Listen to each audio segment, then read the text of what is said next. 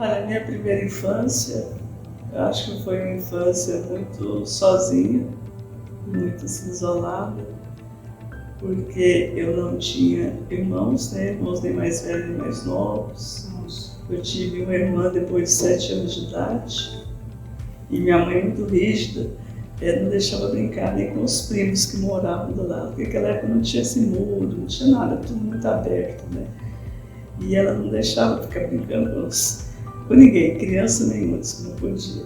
Olha, eu penso que ela também foi assim muito sozinha, porque o pai dela trouxe a família que ele tinha, né, minha avó, para cá, para Goiânia, com 12 filhos, deixou aqui e voltou para outra cidade.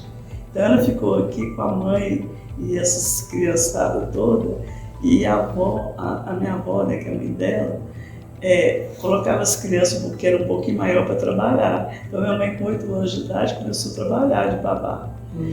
E com isso não podia brincar também, não tinha como brincar. Então acho que ela cresceu nesse ambiente e ela levou isso para a vida dela, né, e passou para a filha. Aí a minha mãe sempre achava que a gente tinha que estudar muito, para não ter a vida que ela tinha, nem a vida do meu pai. Porque sem estudo, né, não tinha como conseguir uma coisa melhor. Eles tinham que fazer o que eles faziam mesmo. Então, naquela época a gente não tinha infância maternal, né? A gente ia começar no pré, depois ia no primeiro ano. E ela, para incentivar, ela falava, se chegar ao final do ano tiver só notas boas, eu vou te dar um presentinho. Presentinho simples, né? Porque não dava para dar uma coisa maior, mas para gente, um presentinho simples valia muito. Então eu estudava muito, eu era uma pessoa muito estudiosa.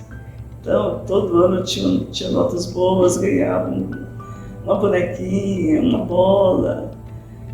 E eu sei que o presente todos desse que eu ganhei, maior, depois de uns 4, 5 anos de estudo, eu ganhei uma bicicleta.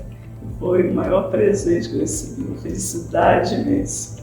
Tudo pelo assim, de estudar, mas era uma forma que ela fazia, era incentivar a estudar. E a gente passa a gostar também, né? E a gente não sabia, lá o pessoal, a família que era humilde, que ninguém tinha estudado, mas ela ouvia falar de faculdade. Então ela falava, você tem que estudar para fazer isso, a faculdade. Eu não sabia nem o que ia fazer na faculdade, mas para fazer isso. E eu cresci pensando nessa faculdade. Estou ficando emocionada. Desculpa, eu também quase fiquei. Desculpa, mas a gente emociona, né? Você fala com a bicicleta, algumas um brilho no olho, eu acho que o mesmo brilho de outro, que emoção.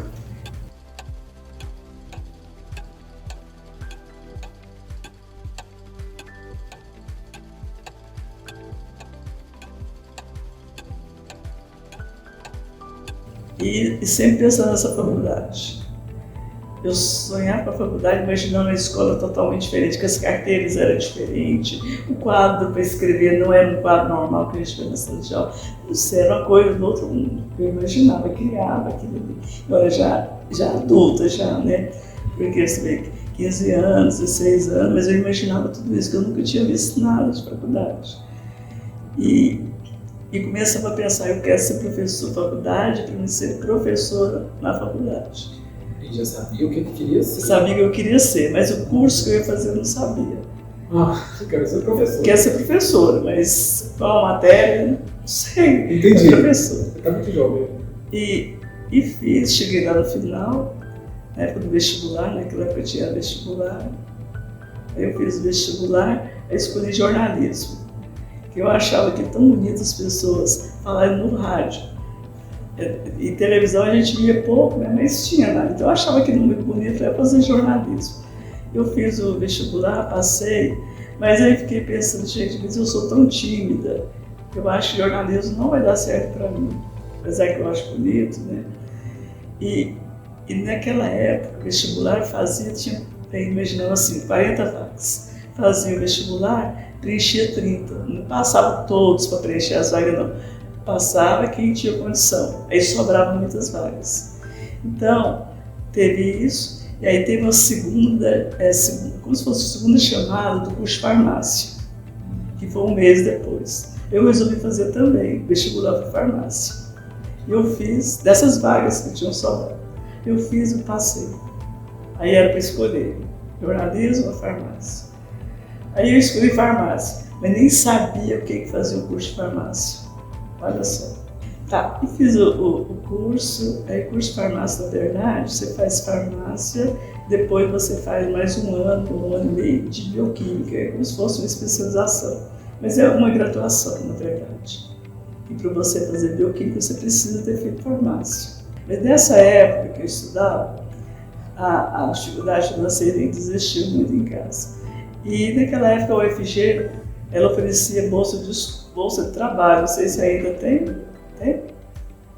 Eu acho que não, acho que as bolsas são todas finais mesmo. Então tinha bolsa de trabalho. Eu me inscrevi para uma bolsa de trabalho, aí eles iam na casa da gente para conhecer a casa, ver a situação financeira, se realmente a gente precisava. Fui lá, visitou. Olha, eu lembro uma coisa muito engraçada. Isso aí. Eles foram visitar, né, fazer essa visita, uma inspeção na casa da gente, lá na vida, e a gente tinha uma vitrolazinha lá. A única coisa que a gente tinha, assim, uma coisa melhorzinha era essa, que não era coisa boa, era coisinha simples, velha, assim, usada, mas pra gente é muito valor, porque a gente põe uns discos ali, né, que é o que a gente tinha de diversão. Aí eu falei, mãe, eles vão visitar aqui a casa para ver se eu mereço ganhar essa bolsa. Vamos esconder a vitrola. Eu falei, mas não precisa, não, vamos esconder essa vitrola, que ele vai ver essa vitrola, vai achar que a gente é rico. Eu lembro assim, vitrola assim, acabadinha, velhinha. Ela guardou essa vitrola, cobriu lá. Quando eles chegaram, a única coisa que a gente guardou, né, que não tinha mais nada para esconder ali. Eles foram olhar e eu ganhei essa bolsa. Coisa boa. Essa bolsa de trabalho. E aí eu fui trabalhar na UFG. Eles, olha só, poderia ser fora, tinha trabalho fora, que a UFG fazia convênio com algumas empresas e tal, e a gente poderia trabalhar em outro local. Mas eles mandaram eu trabalhar, naquela época chamava Colégio de Aplicação. Hoje eu acho que é CEPAR, o colégio da UFG, mas lá naquela época chamava Colégio de Aplicação. E era muito difícil, porque o curso de farmácia era um curso integral. Às vezes tinha aula cedo, à tarde, à noite, tinha dia que era cedo à noite, tinha dia que era só à tarde, tinha dia que era cedo à tarde. Era assim. E aí eu tinha que ter um período para trabalhar, né? Porque era para ajudar essa bolsa de trabalho, mas tinha que trabalhar, não era receber o dinheiro. Então era muito, muito pesado. Eu lembro que eu tinha umas notas, eu tinha nota 6, nota 7, aquilo eu sofria muito com aquilo. Porque assim, eu vinha lá de trás, de onde eu tinha muitas notas boas. Aí quando eu tirava 6, 5, nossa, 5 era um horror. Eu lembro de eu ter tirado 5 em anatomia. Gente, eu fiquei assim, desesperada com aquilo. Mas eu não conseguia, não tinha tempo suficiente para estudar.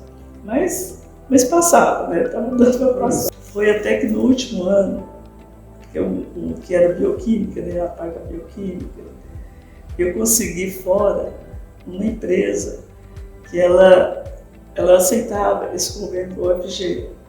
Aí eu falei, vou para lá, e ele falou, em vez de você trabalhar 6 horas, você vai trabalhar metade, 3 horas. Eu te pago, é um valor que o UFG determina. Aí eu falei com eles foram lá na empresa, olharam, fizeram, eu preenchi os documentos todo dia e fui trabalhar lá, então eu trabalhei menos tempo. E aí consegui ficar um pouco melhor nessas notas, né, e terminei, bioquímica, formei.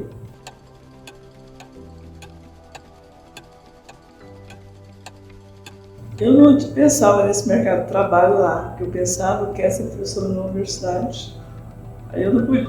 Isso aqui era um foco, assim, era muito forte em mim. Eu quero ser professora na faculdade. E aí eu terminei o curso, dei uma seleção para fazer residência, que ela chamava IPT, na área de micologia, porque é o local que estava tendo vaga, né?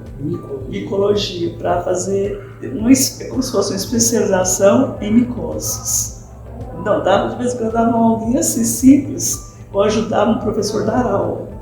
Essa residência a gente ia aprender, conhecer melhor as micoses, fazer exame, fazer raspagem dos pacientes que chegavam com problema de micose, e fazer aquele exame, dissolver aquele material, preparar material para a aula dos alunos que estavam fazendo a graduação.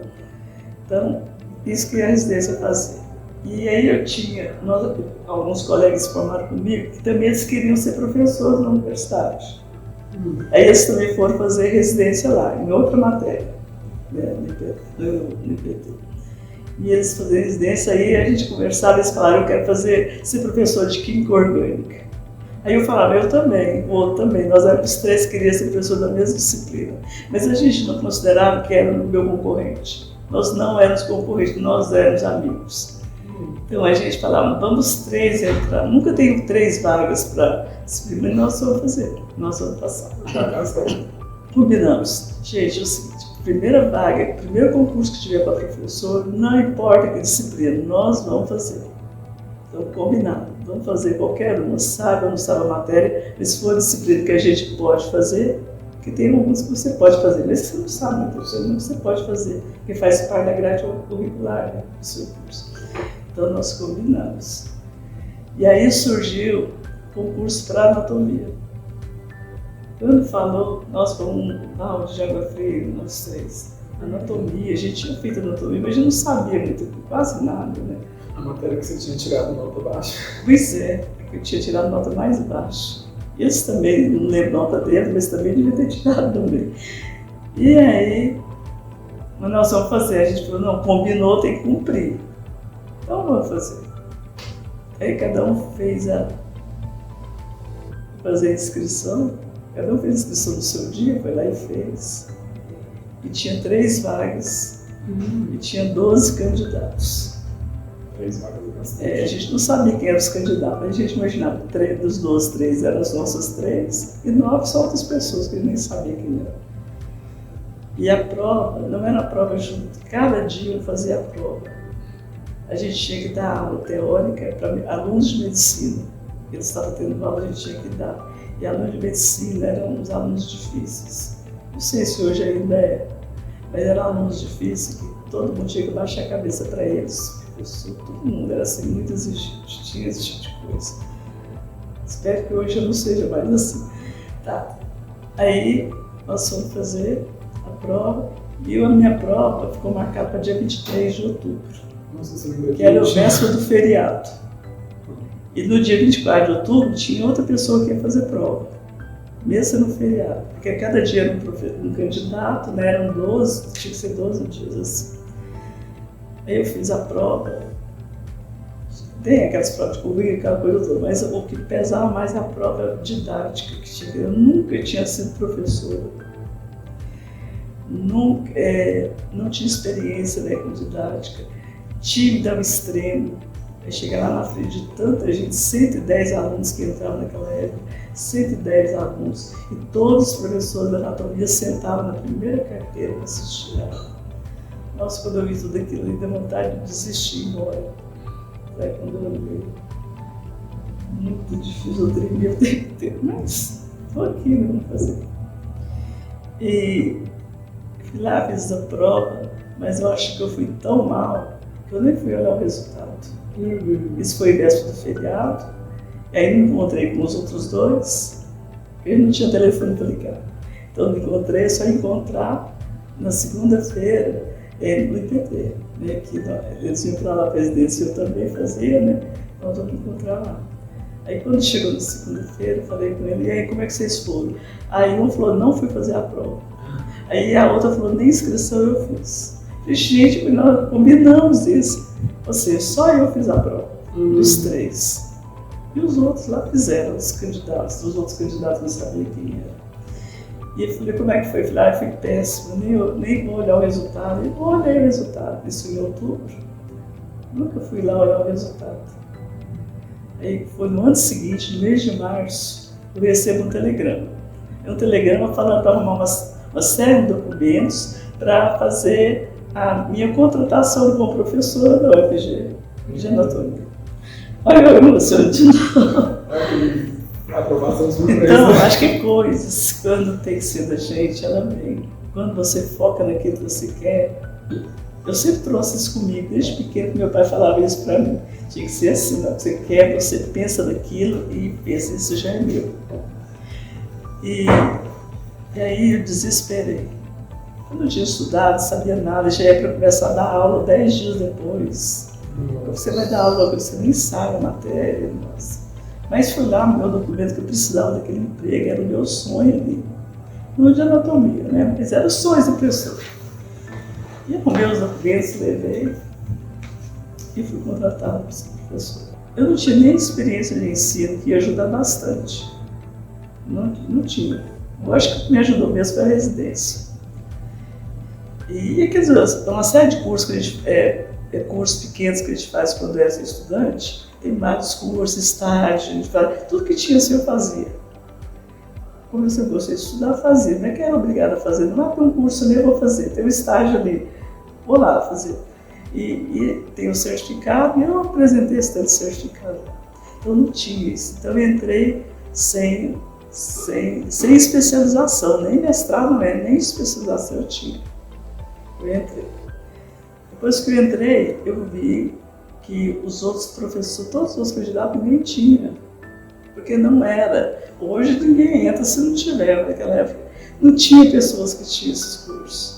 Depois de muitos anos, que eu não lembro exatamente quanto tempo, eu estava lá no departamento e surgiu uma oportunidade de criar um curso de especialização em anatomia, que nem isso existia.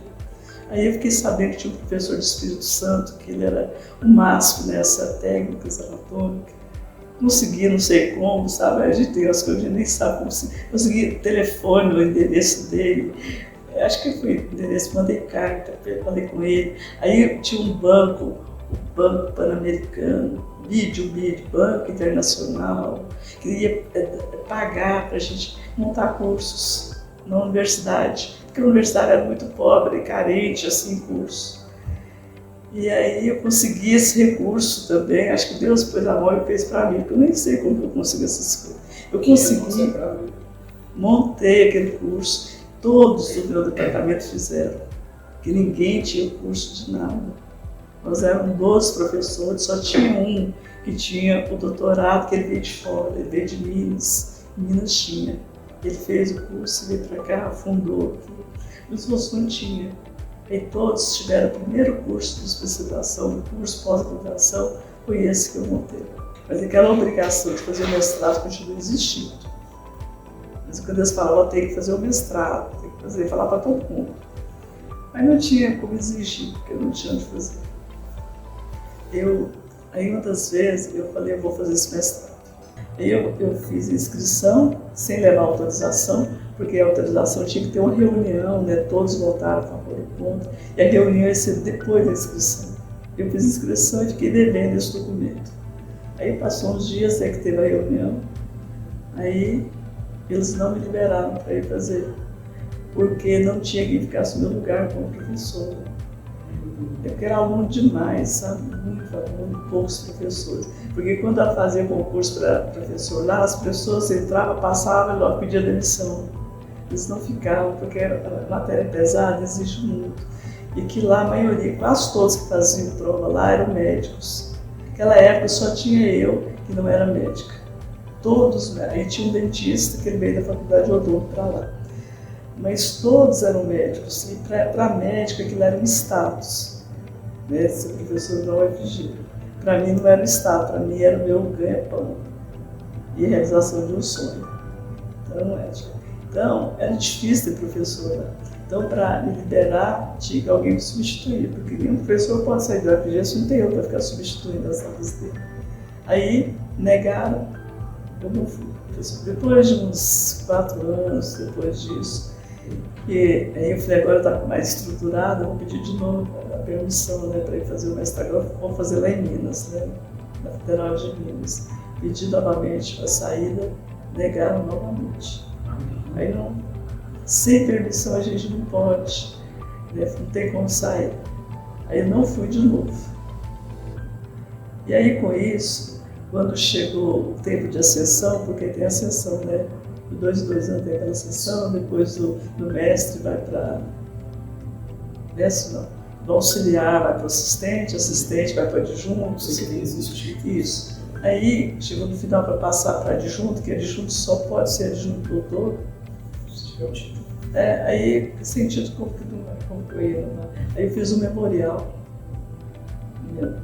da minha vida acadêmica, mostrando tudo isso, mostrei, tirei cópia dessas atas, negando a minha saída, tudo que eu fui impedido de fazer, eu tinha cópia das atas, coloquei tudo nesse memorial e apresentei, e passei nesse memorial, fui aprovado, né, o memorial, e eu fui para adjunto. Então eu aposentei como adjunto, como se fosse doutora, mas eu não sou. Mas é porque tinha os documentos que eles não me permitiam ir. Eu estudava tanto, tanto. Levantava de madrugada, estudava, preparava aula, escrevia as aulas. Naquela época eu escrevia as aulas todas, pesquisava, porque eu olhava de livro espanhol, livro para fazer, escrever na aula, pegava os detalhes de cada livro, eu falava detalhe do detalhe de cada parte do livro. Escrevia ali, ficava decorando, estudava muito. E tinha um professor lá que é o fundador, foi o fundador da anatomia, da faculdade de medicina, que é o único que era doutor. Ele era muito bravo.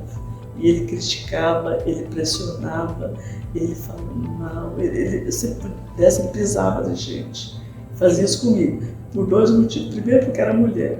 Ele era contra a mulher estar lá. Né? Segundo, porque era farmacêutica, não era médica. Sabe? Então eu tinha esse preconceito. E eu morria de medo daquela timidez toda, baixava a cabeça toda vez. Tá? E ele pressionava tanto que quanto mais ele pressionava, mais eu estudava. Eu lembro que eu estudei tanto que eu cheguei num nível assim, de saber o detalhe do detalhe de anatomia. Foi muito bom, porque eu sofri muito com aquilo lá, chorei lá já muitas vezes lá, em reunião com ele, falando aquelas coisas. Mas eu vejo que aquilo lá valeu para o meu crescimento. Talvez se eu não tivesse me impressionado tanto, eu não tivesse crescido assim, em conhecimento como eu aprendi. Eu gosto muito de repartir o que eu tenho. Eu gosto muito de passar o que eu sei para as pessoas, que eu acho que nada pode ficar parado, sabe? A gente tem que ir levando, porque é assim que cresce, é assim que essa terra nossa precisa ser, porque senão fica do jeito que está indo, essa coisa toda. E para mim, ser professora era eu aprender e ensinar quem não conseguia aprender. Então, eu queria isso. Eu sou muito ligada nisso ainda até hoje. Então, isso para mim era ser professora, era isso, ensinar aquilo que eu sabia, não guardar para mim. Né? Então, foi o que eu fiz. Olha, eu ia para lá, a aula, por exemplo, começava às 7h30 até 9h30, eu ficava com os alunos até 11, meio-dia, na sala de aula, porque anatomia, aula prática, não é ficar falando, você tem que pegar o cadáver, esses detalhes, isso aqui, você tem que ficar mostrando. No livro, você dá só no livro, mas é difícil aprender. Então tinha que ser no cadáver. Eu ficava lá a manhã inteira, ou às vezes à tarde, quando eu estava dando aula à tarde, teve uma época que eu fiquei à tarde, outra época de manhã, eu ficava lá muito além do meu horário. Chegava bem mais cedo, às vezes, para eu poder ajudar os alunos.